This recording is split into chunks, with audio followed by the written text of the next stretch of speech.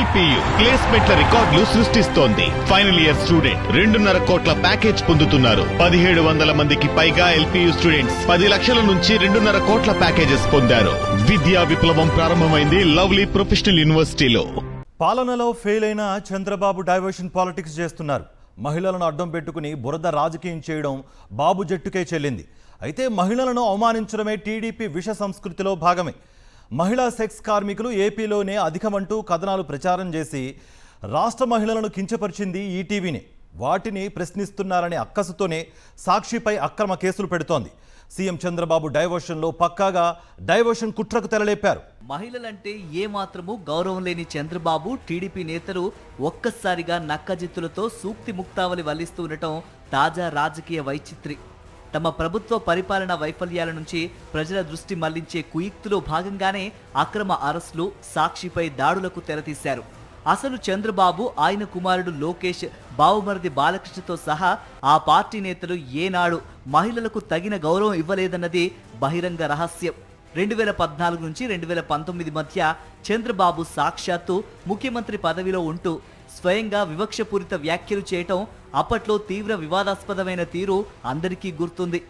కోడలు కొడుకును కంటాను అంటే అత్త వద్దంటుందా అని ఆయన బహిరంగ సభలో వ్యాఖ్యానించారు. తద్వారా కుమార్తెలను తక్కువ చేసి అవమానించారు. స్త్రీ పురుష సమానత్వం కోసం అందరికీ ఆదర్శవంతంగా ఉండాల్సిన ముఖ్యమంత్రి హోదాలో చంద్రబాబు మహిళల ఆత్మస్థైర్యాన్ని దెబ్బతీసేలా వ్యవహరించారు.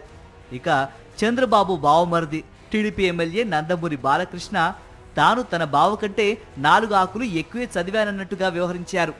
ఆడది కనిపిస్తే ముద్దైనా పెట్టాలి, కడుపైనా చేయాలి అని ఓ సినిమా వేడుకలో వేదిక ఎక్కి మరీ అత్యంత జుగుప్సాకరంగా వ్యాఖ్యానించారు.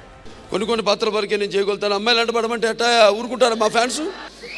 వెళ్ళి ముద్దను పెట్టారు, కడుపని చేసేయాలి అంతే. వెళ్ళి ముద్దను పెట్టారు, కడుపని చేసేయాలి అంతే. వెళ్ళి ముద్దను పెట్టారు, కడుపని చేసేయాలి అంతే. కమిట్ అనే పోవాలి ఏదో ఒకటి. చంద్రబాబు కుమారుడు బాలకృష్ణ అల్లుడు నారా లోకేష్ అటు తండ్రిని ఇటు మామను మించిపోయారు.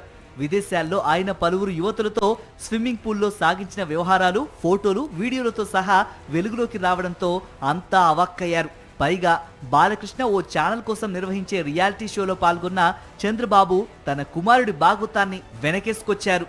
బాలకృష్ణ కూడా లోకేష్కే వంత పాడారు. ప్రస్తుతం హోంమంత్రిగా ఉన్న వంగలపూడి అనిత గతంలో టీడీపీ సభల్లో ప్రసంగిస్తూ వైఎస్ జగన్మోహన్ రెడ్డి తల్లి వైఎస్ విజయమ్మ, సతీమణి వైఎస్ భారతి గురించి అసభ్యకరంగా వ్యాఖ్యానించారు.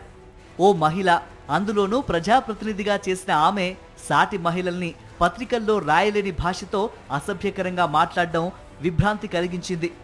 అదే టీడీపీ సంస్కృతి అని ఆ పార్టీ వర్గాలు ఘనంగా చెప్పుకోవడం మరింత విస్మయానికి గురిచేసింది. అటువంటి చంద్రబాబు, బాలకృష్ణ, లోకేష్, అనిత ప్రస్తుతం ఒక్కసారిగా మహిళలపై లేని ఆపేక్షను చూపిస్తూ కొంగజపం చేస్తూ ఉండటం టీడీపీ కుట్రపూరిత రాజకీయాలకు నిదర్శనం. ప్రతిపక్ష వైఎస్ఆర్సీపీ ఈ నెల 4న నిర్వహించిన వెన్నుపోటు దినం నిరసన కార్యక్రమాలు విజయవంతం కావడంతో ప్రభుత్వ పెద్దల గుండెల్లో రైళ్లు పరిగెడుతున్నాయి.